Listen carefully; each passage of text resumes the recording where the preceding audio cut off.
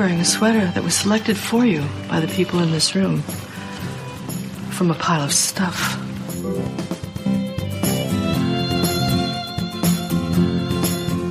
Give me a full ballerina skirt and a hint of saloon, and I'm on board.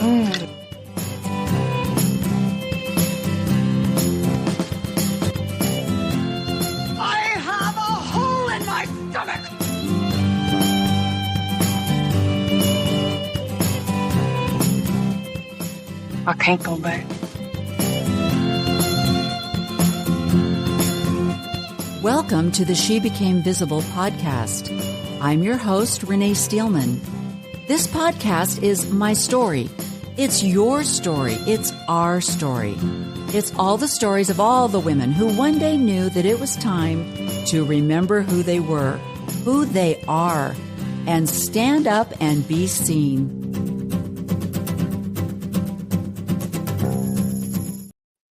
Hello, welcome to She Became Visible. I am Renee Steelman, your host, and I just wanted to share some ideas with you.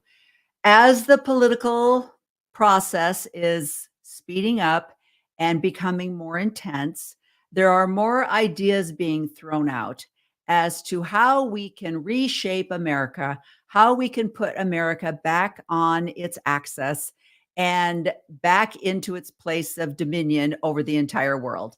There's a lot of talk about women's roles, and there is a very large movement right now called the Christian Nationalist Movement.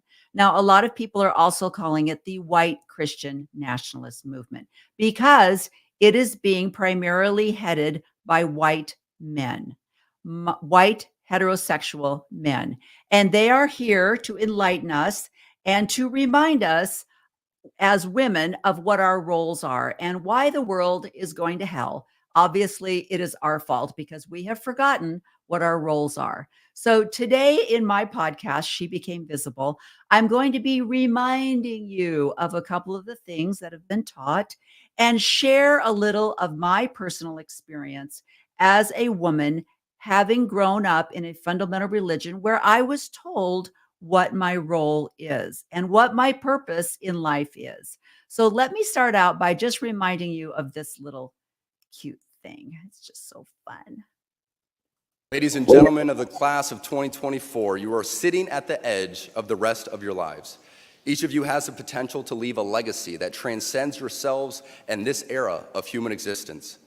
In the small ways, by living out your vocation, you will ensure that God's church continues and the world is enlightened by your example. For the ladies present today, congratulations on an amazing accomplishment. You should be proud of all that you have achieved to this point in your young lives. I want to speak directly to you briefly because I think it is you, the women, who have had the most diabolical lies told to you. How many of you are sitting here now about to cross this stage and are thinking about all the promotions and titles you are going to get in your career? Some of you may go on to lead successful careers in the world, but I would venture to guess that the majority of you are most excited about your marriage and the children you will bring into this world. I can tell you that my beautiful wife, Isabel, would be the first to say that her life truly started when she began living her vocation as a wife and as a mother. So we're just going to stop right there. So this was given a few months back, and this was not an awakening because I was already very aware of the Christian nationalist movement, but I wasn't familiar with Harrison Butker. I don't watch football, okay? And so when I heard this, and it reminded me of what I was told in 1987. 1987. Now, at the time in 1987, I was a stay-at-home mom. I had 6 children. My youngest child was 2. And this is what I heard my leaders, my prophets who spoke for God, they were over a pulpit telling me this. Heaven, I would like to speak directly to the mothers assembled here and throughout the church. For you are, or should be, the very heart and soul of the family. No more sacred word exists in secular or holy writ than that of mother. There is no more noble work than that of a good and God-fearing mother. This evening, I pay tribute to mothers in Zion and pray with all my heart that what I have to say to you will be understood by the Spirit and will lift and bless your lives in your sacred callings as mothers. So basically, what this man, his name is Ezra Taft Benson, he was the prophet at the time. Now, in the Mormon church, a prophet is believed to literally speak for God. So when they stand up at a pulpit and speak words, give a lecture, it is interpreted as directly advice that God is giving to us. President Benson, as he is known in the Mormon church, told the women to come home from their typewriters, to come home from their offices and be home and have children, as many children as you can physically have. These were the words from President Benson. Now, at the time, my youngest, as I mentioned, was around 2, and he had a very difficult birth and had some birth defects when he was born. But because of words like this, I was considering adoption. I thought, well, we don't have enough. We have 6 children, but I should have more, but I can't have any more. So maybe we should start adopting. That's how intense this teaching was. Now, that was in 1987. And as I grew and as I matured and as I began to develop my entire frontal cortex, I realized that as much as I loved being a mother, as much as I wanted every single one of my babies, I had other talents and gifts that I wanted to pursue. So what I'm going to share with you now is a keynote speech that I gave in 2018 to a group of women entrepreneurs. And I think having this little bit of background, you will be able to hear the frustration in my voice. Now, at the time in 2018, I was still a member of the Church of Jesus Christ of Latter-day Saints. I had no idea that a few years later, I would resign my membership and leave the church completely. But it was the beginning of my awakening. I, at the time, was actually a worker in the Portland Temple. I became a worker in the Portland Temple because I could not go as a patron. I could not go and just sit and participate in the temple ceremonies because I was so frustrated with the misogynistic views that were being taught. We were literally told to bow our heads and say yes to obey our husbands. Not love, just obey. And we were told that our husbands would speak to God for us, and then our husbands would then tell us what God wants us to do, just like these men are doing. We were to go to the men to be told what we should be doing with our lives and what God wanted from us. When did women decide that it was okay to have everything about our lives told to us by men? Doctors, preachers, husbands, fathers. This was the indoctrination that women were told, that our lives would be directed by men. So let me play this for you. And I'm curious, we'll talk a little bit afterwards, if you can begin to maybe hear the frustration in my voice. But my message was, I realized at that time that the women who worked, as well as being mothers, were serving their community and their families through their role as mothers and also in their careers. So I hope you enjoy this. to be here with you ladies tonight, and I really appreciate the invitation from Ronnie. Amy, I don't know you, so I don't have any background with you, but as Ronnie said, I do know her a little bit, and I've been blessed to be able to hear her keynote presentation, so I know a little bit about her background. And I have to say that I have such respect and admiration for Ronnie, and I think she truly embodies what we are as women as far as persistence and determination, and I'm just really impressed with everything that she's achieved, and I'm pleased to be in your presence, as they say. So I think, especially because of our surroundings, I feel like this is a very close-knit group. And if we could get rid of the tables, we'd all be just sitting on the floor, really having a great night of chatting and getting to know one another. So I don't have a profound message. I don't want to burden all of you with a lot of profound things that you need to be hurriedly taking down, notes that you should be taking, and efforts to change your life or to change your mindset or completely change everything that you've been doing for the last 50 years, which is the way we go away from some of these self-help speeches where we're determined to change and be a better person, and then you walk in the door and the backpacks are on the floor and the dog hasn't been fed, and that all goes out the window, and you're like, blah, you just kind of go back to what you're used to.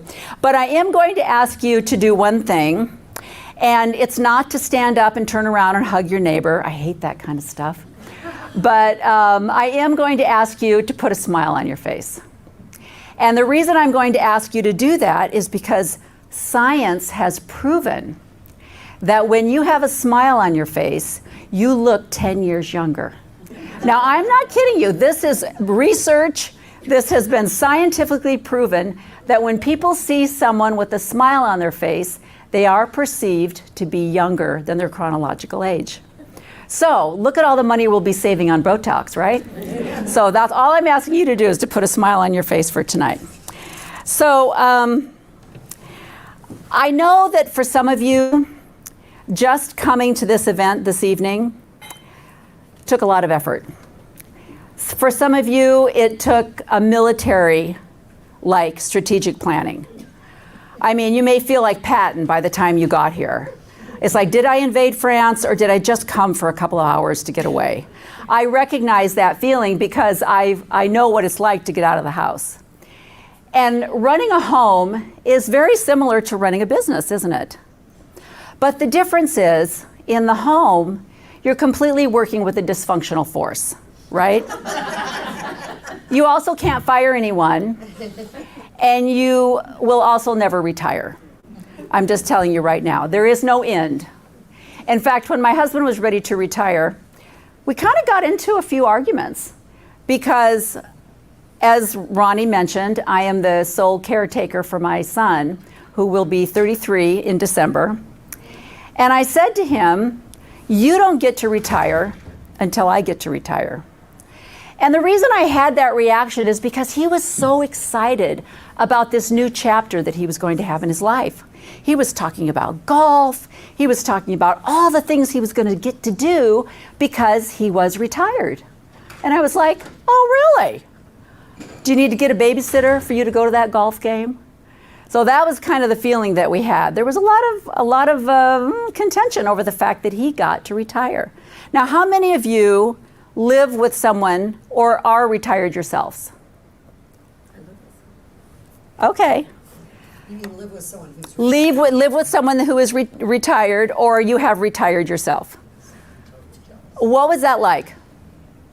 It was really tough when my husband retired, because I was like, hey, you get to retire. I know exactly how you feel. Yeah. I could totally relate. Yeah.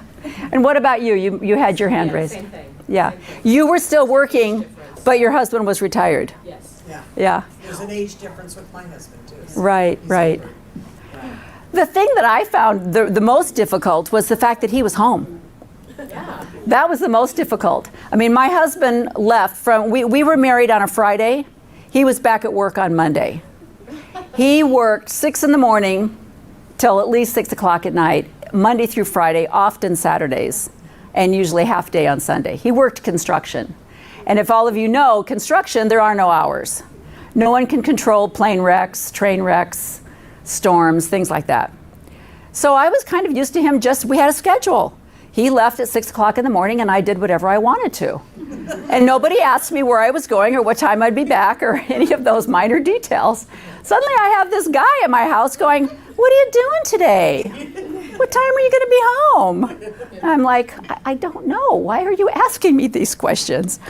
But anyway, so running a home is very difficult. And I want you to know that the home itself is something that I think we don't understand really what the purpose of our homes are.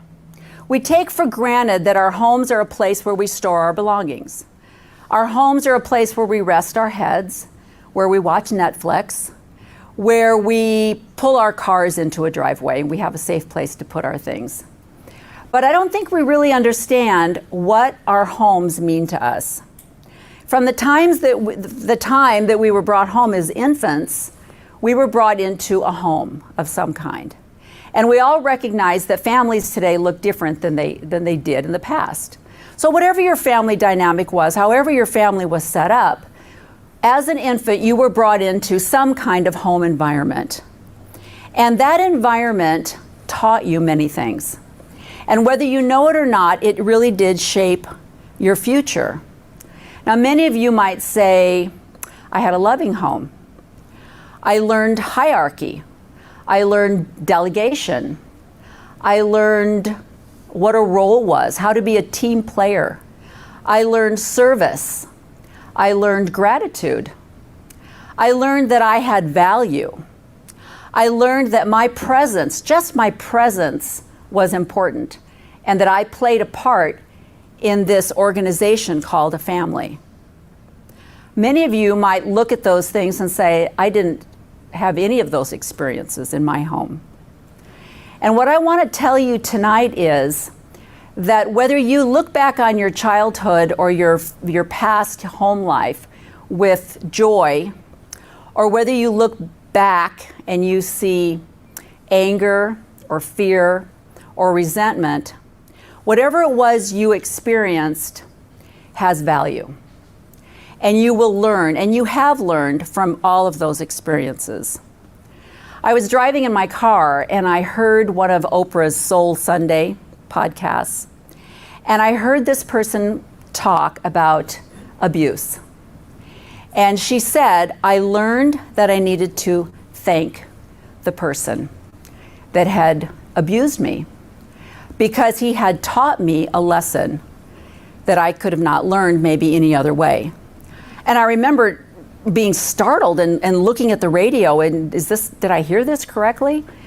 But it made me think of gratitude in an entirely different way.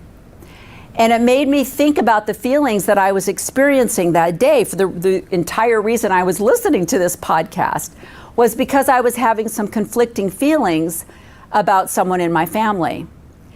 And when I realized all of the lessons that I had learned because of the experience that I had had growing up with this person, I realized the gift that they had given me. And it changed my whole attitude. And it changed my whole outlook on what gratitude really is. But getting back to our homes, I think one of the things that we learn as a member of a family is that we have a gift, we have a talent, we have a value. And a lot of times those three things are put in different order, and we're told that those things all rely on the other thing.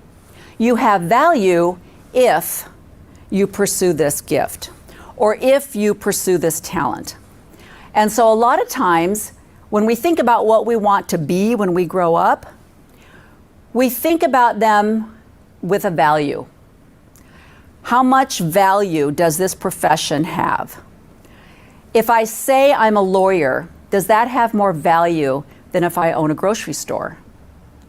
If I say I'm a brain surgeon, does that have more value than if I sell vacuum cleaners? And what I want you to go home with tonight is the understanding that whatever it is you do, it has value. And whatever it is you do, you are providing a service.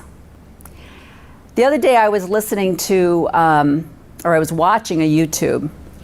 And how many of you have seen the new David Letterman talk show that he has on, I think it's on Netflix. Can't remember. He was interviewing Jerry Seinfeld. And Jerry Seinfeld was interviewing him as well. They were asking each other questions back and forth. And David, very humbly, because you know that's what happens when you get old. You start looking back and you start reminiscing and going, well, you know, I didn't do everything I could have done. The kind of things you hear old people say, oh, I should have been a better father, or I should have done this, I should have done that. And David was saying, what I have done in my life has no value. I really haven't contributed to the world. And Jerry Seinfeld said, are you kidding me? Do you really think that's true? And he said, yes, I think that's true. And he said, you don't value your talent. He said, you went into people's homes, you made them laugh, you gave them a break from whatever it is they were going through. You changed television. You completely changed the way television is. Your talent contributed to the world. And you could see the look on David Letterman's face. He was like, really? It changed his whole person. It was amazing. And it was funny that I had flipped onto that because I was thinking and preparing for this today. And it made me realize that, you know, how many of you knew what you wanted to be when you grew up? How many of you can honestly say, when I was 3, I knew that I was going to be a real estate agent. I knew that I was going to be a naturopath. I mean, that was my goal. I knew that. How many of you feel like you're working in the profession that you thought you would be working in even in college? How many of you are working in the profession that your degree is? Yeah, Amy's kind of a little bit. Well, you know, I knew what I wanted to be when I grew up.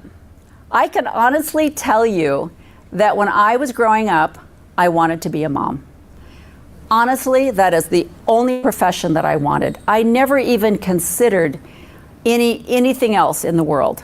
I had dolls, I had babies, I played with them, I made noises. My mom would come in and say, there's a baby crying in here? What's going on? I loved babysitting. I was a good babysitter. I could not wait to have children. In fact, I wanted 10. The young. We're so naive, aren't we? We're just so naive. They're like puppies. Nobody tells you that they turn into teenagers. But anyway. So my husband and I got married. And of course, like I said, he went back to work on Monday. And I went to work, you know, the profession that I wanted to pursue. Anyway, it took me a while. But eventually we did have our first child. And then we had our second child. And then we had our third. And then we had our fourth. And then we had our fifth. And remember, I was working on 10. And after I had my fifth, I had a miscarriage. And when I went to the doctor, he said, would you be interested in birth control? And are you guys ready for this? My kids are about 22 months apart. I have a couple 18-monthers in there. I said, I don't think I'm that fertile. I thought I was in total control. I thought I was controlling my life. I thought I had control of my life. I thought I had control of my home. I love the quote that says, man makes a plan and God laughs, right? So we had our sixth, and the entire time I was carrying this baby, I had this feeling that this was going to be my last. I looked at my 9-year-old, my oldest, and I knew that this was a lot. We were doing a lot. And I just decided that maybe this would be, 6 was a good number. We would stop at 6. Now I had all of my 5 children naturally. I had them in a naturopath clinic. I brought them home 24 hours after they were born. That's kind of how I like to do it. But when I went into labor with my 6th, it was a completely different story. Needless to say, he had a very complicated birth, and it ended up being an emergency C-section. And when he was born, they discovered that he had a hole in his diaphragm and that all of his intestines and lower organs were floating up into the chest cavity. And that didn't give his lungs the space that they needed to grow. So he only had one lung that was functioning. And right before they let him come home from the hospital, he spent about a month at Oregon Health Science. And right before they discharged him, they did an EEG, and they did say, we have found brain damage. But we don't know what that means, because a lot of times in infants, they can reroute and go through different areas. So here's your baby. Good luck. See you later. So this little guy changed our lives forever. Completely changed our home, completely changed my relationship as a mother with my other 5 children. It completely changed the trajectory that I thought I had my life all mapped out and was planning on doing. What I didn't realize at the time was that I had a love of design. I thought that what I did in my home was what every woman does, to nest or to make a home for your family. What I didn't realize was that it was a calling. I could not stop thinking about design. But here's the problem. If you go to school and you get a degree in law, and then after you've passed the bar and you've been working at a law office somewhere, you decide, you know, I enjoyed building those houses when I was in college. I'm going to go back and get into construction. You know, your law degree doesn't go to waste. It's a very useful tool. Everything that you learn by going to college is very useful, and you have the freedom to change your career. But when your career is raising 6 children and you decide that now you'd like to be an interior designer, you can't exactly ship the kids off and say, it was nice knowing you, thanks for the experience, I really learned a lot, but I'm going to go do something else now. So the dream that I had of being an interior designer was a little bit like, how am I going to get this done? I also questioned whether being an interior designer had value. Is this the kind of field that people really respect? Do people really need interior designers? Isn't that just for the frivolous, for the people that have more money and time than they know what to do with? Do we really need interior designers? But what I've discovered is that when you do something that you love, that love that you have transfers over to the people that you're serving. And it no longer becomes a profession, it becomes a service project out of love. And I learned what love was by caring for my son. Truly, I love my husband, I love all of my children, but the love that I have for my son, that I bathe and dress and shave and pick up and put in his wheelchair every single day, is a love that can only be described by service. Mahatma Gandhi has a quote that I absolutely love, and I want to make sure that I get it right, so I'm going to read it. But it's a quote that I've heard from many other people, including in the Bible and other religious people. But Gandhi says, the best way to find yourself is to lose yourself in the service of others. And what I want to tell you is, one day, when I realized what love truly was, as I was bathing my son, and I just got chills. And I had that feeling in my stomach, the feeling that you had when you thought, you know, I want to be a real estate agent, or I want to be a lawyer, or I want to be an event planner. Whatever it is you thought you wanted to be, and you were so excited about it. You couldn't even sleep. You were just so excited that you had found the thing that you loved. And I realized that I had had a very similar experience with a friend of mine who had had to move out of her home because she was going to be going through a divorce. And she called me up and she said, would you help me rearrange my apartment? And I said, sure. Give me the keys to your apartment, and while you're gone at work, I'll go over and rearrange your apartment. And so while she was gone, I rearranged her furniture, ran and got a slip cover for her sofa, a few accessories and wall art, just something to brighten it up. And when she came home, she said, "I can't thank you enough. I needed to have a place where I could find peace and solitude because I know the next few months are going to be chaos." And another quote that I love is that design is so important because chaos is so hard. So I no longer looked at my profession as something frivolous, something that was taking time away from my family. I looked at it with value. And I knew that I could love design just as much as I loved my family and my children, and that it was okay. So what I want you to do today is to value what you do. And you know the saying that people say, if you love what you do, it's not a job. But I want to tell you to love your job and learn to love what you do because it has value. Whether you're a bookkeeper, whether you clean homes for a living, whether you're a janitor, whether you're a cook, whatever your occupation, you are providing a service. And when you look at your service like that as a way of showing love, suddenly your profession is just as important as flying water to Puerto Rico or brain surgery or all of the other things that we look at as charitable. And we think, well, I don't do enough for the world. I'm just one bookkeeper in Vancouver, Washington. What am I doing to serve people? But if you understood what you did created peace for your clients, they're trying to run a business. They're trying to provide a home for their family. They need you. What you do is important for them to keep that business open. And when you look at your job with that kind of respect and love, it completely changes your outlook in life. So I appreciate this opportunity to be with you ladies who value your homes, you value your families, but you also value your love and your drive and the talents and the gifts that you've been given. So thank you for this opportunity.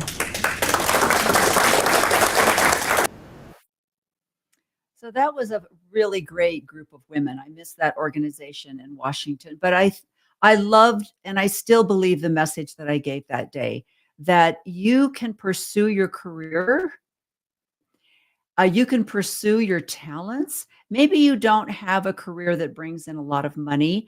Maybe it's just something that you express your talents with, and that you don't need to feel guilty over that. You don't need to feel as though the time that you take away from cleaning or cooking or driving children to different things, that maybe if you've had to have someone else do that, you don't need to feel guilty because the other things that you are doing, they are also love and service. And that's where we get these messages from these men. They're so convoluted.